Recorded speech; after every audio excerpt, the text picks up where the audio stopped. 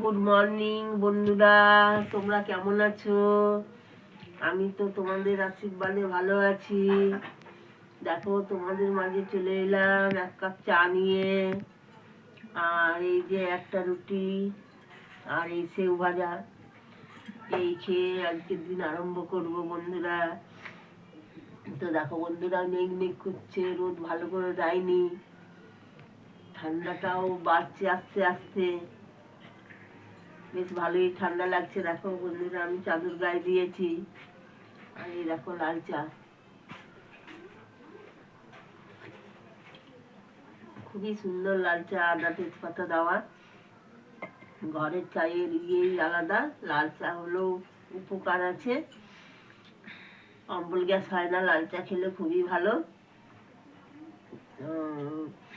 ঠান্ডাটা বেশ আস্তে আস্তে বাড়ছে বন্ধুরা, কি বলবো।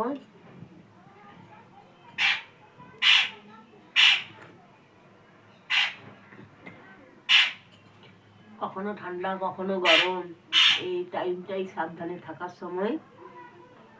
এই টাইমটাতে ঠান্ডা লেগে গেলে শরীর খারাপ হয় অল্প অল্প শীতেই।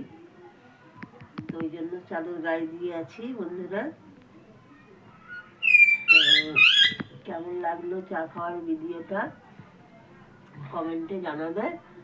আর বন্ধুরা, সবাই সবাইকে পাশে থাকো, লাইক কমেন্ট করো।